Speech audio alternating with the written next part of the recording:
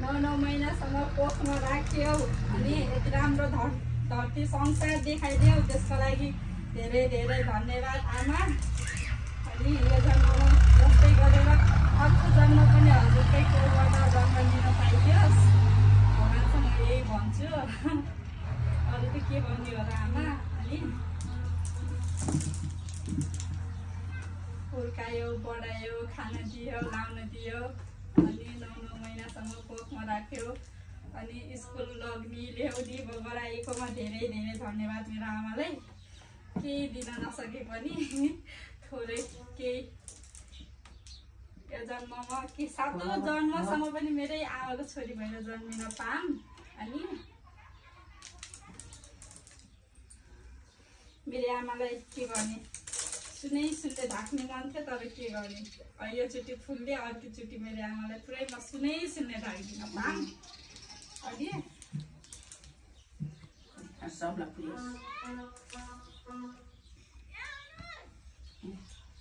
मेरो आमालाई मैले लड्डु खाइदिन्छु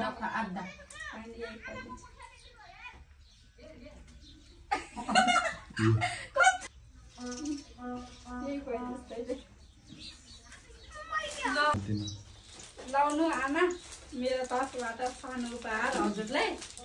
अनि नमस्ते आमा।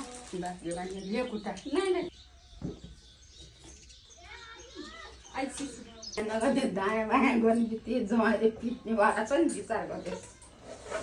घरतिर त मैले मान्छे छैन राम्ररी पर्ने त हराइयो। आशीर्वाद दियो न आमा। कति लोभ माने क्या राम्ररी बस्ने खाने शत्रु बहिनी नहसाउने।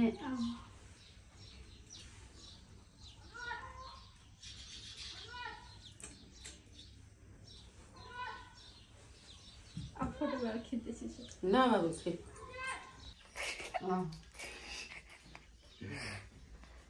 भन्दै केही त भन्। लाज लाग्छ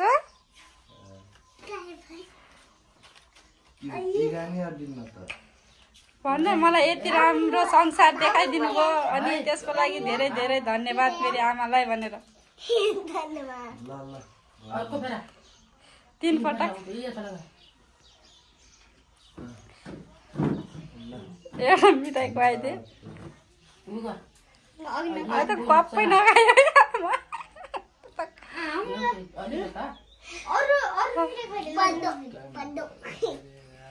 यो अलिकति केरा खुवाइदिए मलाई। उति केरा खुवाइदिए यहाँ छ अलिकति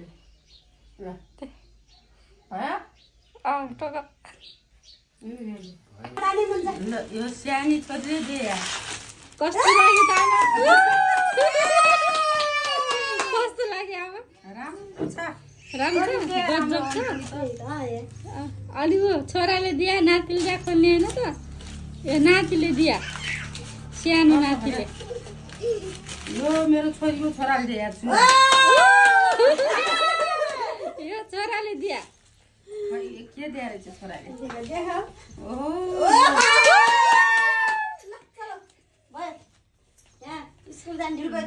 खोले खै छोराले दिए के रहेछ हेर यो खै के हो नानी होइन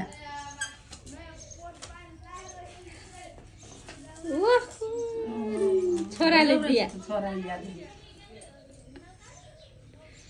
लगाउँ त ल फुकाएर लगाउँ त त्यसलाई कस्तो देखिँदैछ।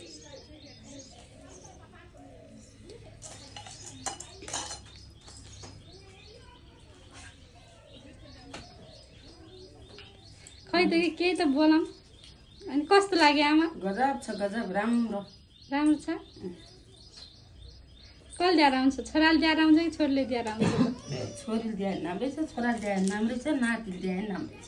गजब छ गजब हो त हो त ल खुसी छौ? खुसी छु ल